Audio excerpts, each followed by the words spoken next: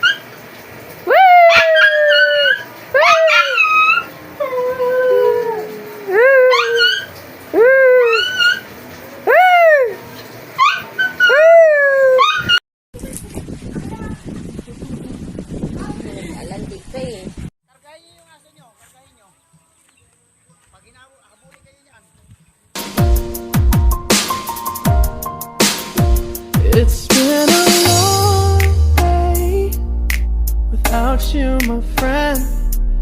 And I'll tell you all about it when I see you again. We've come a long way from where we began. Oh, I'll tell you all about it when I see you again. When I see you again. Damn, who knew? All the planes we flew, good things we've been through. That I'll be standing right here talking to you about another path. I know we love to hit the road and laugh, but something told me that it wouldn't last. Had to switch up, look at things different, see the bigger picture. Those were the days, hard work forever pays. Now I see you in a better place. How can we not talk about family when family's all that we got? Everything I would do, you were standing there by my side. And now you gon' be with me for the last ride. Been a long day without you. Pagaling ka na.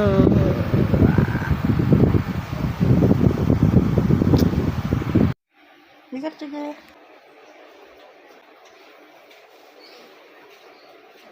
Ay, jule, likat sa jule. Jule. Jule, likat sa. Jadi.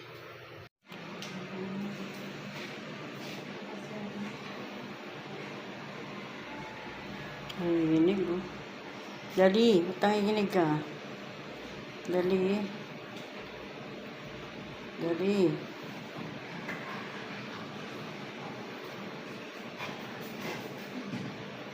Dok, yung sa ngipin niya po ba? Walang ano yun? Walang kaso? Yung sa ngipin. Opo. Kasi yung panginginig na ganyan, hindi po ba yung sa ngipin? Yes, ma'am. Ayun. Sa ngipin din, tas dahil sa kanyang kidney problem po, ma'am. Kasi parang nagiging, ano, yung rubber jaw na tinatawag natin. So, yung panginginig niya na ito, toxic waste punta na dito sa part na ito. So, pag ano, naapektuhan din yung muscle. Ganun po yun, ma'am. Yun na. Yung ibig sabihin po, yung sa ngipin niya, dahilan ng, ano niya, sa kidney. Kung matagal na itong tartar niya, ma'am, aside from dun sa kidney problem, dahil din sa dental po ito, yung sa ngipin niya. Hindi naman po siya pwedeng ma-dental kasi pag magde-dental, magka-undergo ng general anesthesia po. Pag ganon, very risky kasi may kidney problem siya. Mataas po ba talaga yung creatinine Yes, niya? ma'am. Twice ng normal po yung sa kanyang panels. Pati yung BUN, na ganun. So, naging toxic na yung sa loob po niya, ma'am. Pwedeng mag-cause ng heart attack po yung pag ganun po. Lalo na. Kasi ito, severely dehydrated siya. Ganun po. Tapos kung ilang days na itong result niya, ma'am. 16 pa ito. Ayan. Matagal-tagal na din. Pero pina-force feed naman po namin siya. Opo. Pero kahit minsan kapag force feed natin, hindi enough yun. Kasi yung isang treatment sa mga ganitong kidney disease na patients, fluid therapy, itong swero po, para ma-eliminate niya yung mga toxic waste products. So, yung kidneys hindi na nagpa-function well. So, ayun, nahihirapan mag-eliminate ng mga toxic, yung mga waste products ng katawan. So, parang nagsisirculate na lang sa loob po niya. Kaya nagiging toxic na, naapektuhan na yung kanyang muscle. Ito yung rubber jaw na tinatawag natin. Yan po. Nagiging azotemia yung tawag doon po. Yung mga BUN crea na matataas po. So, sana mas maaga din na iswero siya, mga ganun po. Pwede kasing yung values niya na yan, yung unang test niya, tapos yung i-retest natin ngayon, it's either pwedeng tumaas pa lalo yun, ma'am. Dapat sinuyero na siya dun. Ito kahit Hindi ganito natin muna alam, kami. sila nagdala Hindi niyan sila eh. dapat. Oo nga ma'am, Alam bakit na po dapat doon sa kung ano, yan hindi yun. nila sinuggest na iswero?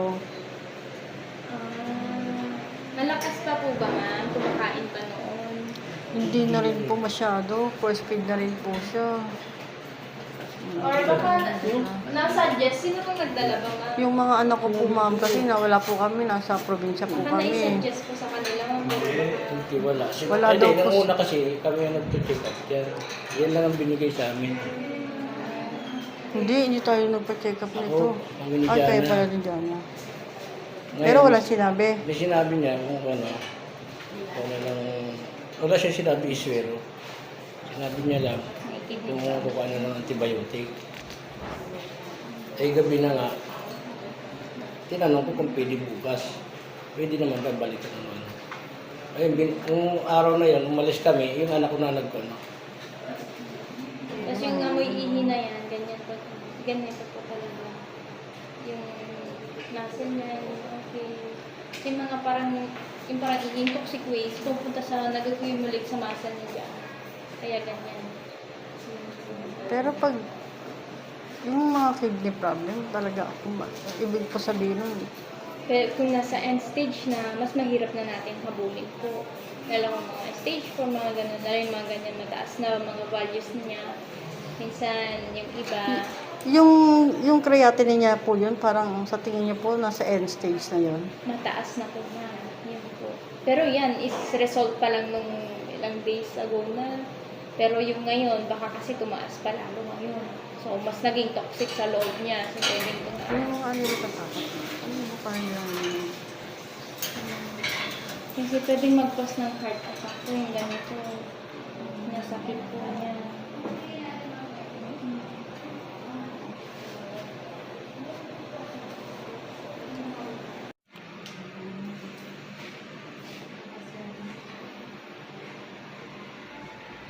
Nanginginig, oh. Dali, ba't nanginginig ka? Dali. Dali.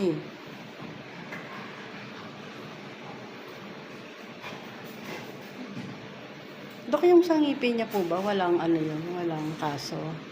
Yung sa ngipin. Opo. Ito- Kasi yung panginginig na ganyan, hindi po ba yun sa ngipin? Yes, ma'am. Ayun. Sa ngipin din, tas dahil sa kanyang kidney problem po, ma'am.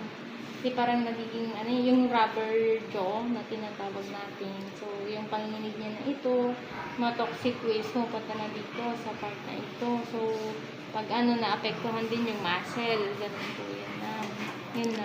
Yung ibig sabihin po, yung sa ngipin niya, dahilan ng ano niya, sa kidney.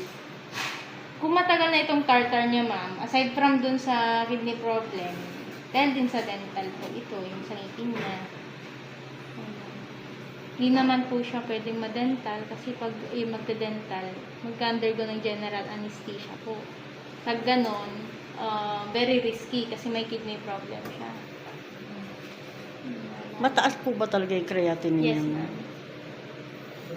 Twice ng normal po yung sa kanyang values. Pati yung BU. Kailangan mo tapos.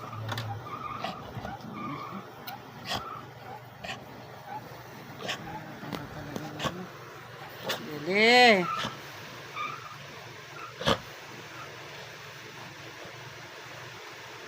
Hirap na magkasakit. Buti pa si Happy, never nagkasakit. Wala.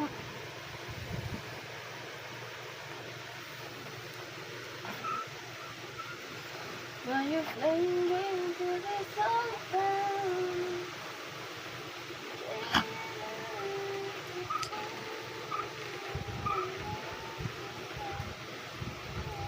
Yung mga damit na ngayon, ilagay mo doon. Ano yan? Wala pa, oh. Hawakan mo. Ano? Ito na dali. yan. Dito, oh. Pero dito, wala.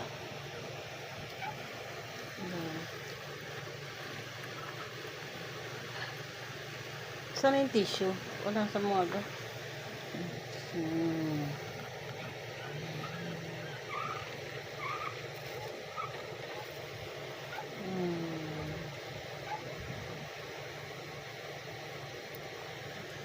Hindi mo pwede. Pa! Yung kunyari. Ano mo muna lang. Diyan ka lang, stay put, diyan ka lang, sige, pabayaan mo sumuka ka dyan. Diyan ka lang sumuka, diyan ka lang, sige, diyan ka lang, sige, dito ka lang, diyan ka lang susuka, ha? Doon ka lang susuka, ha? Soy, pakiano mo nga muna to, soy, punasan mo yung maraming sinuka niya. Dave, stay put, yun po yung punasan mo yung maraming sinuka niya. Yung pamunas mo yung puti, Ano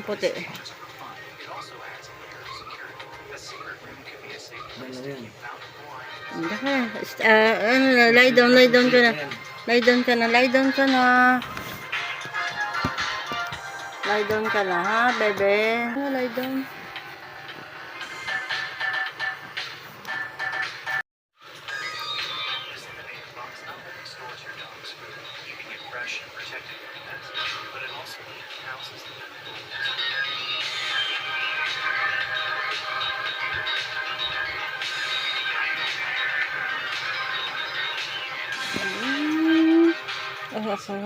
Inig. Stay put ka lang, ha.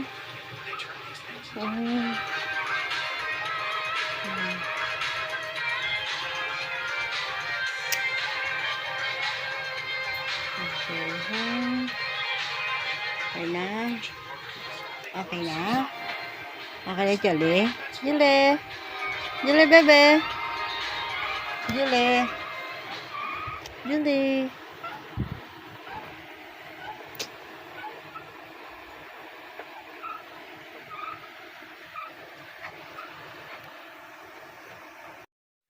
Ano gagawin nyo?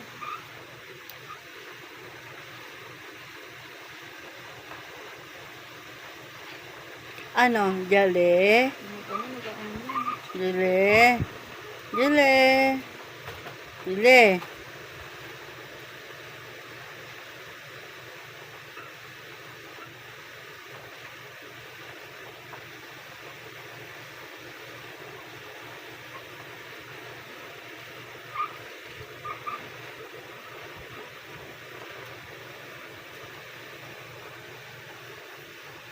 Johnny? Jali. Hoy, Jali. Kaya pa? Kaya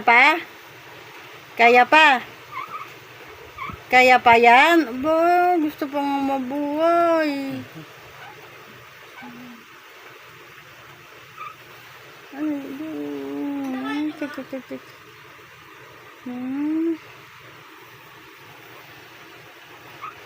Ano? Kaya pa?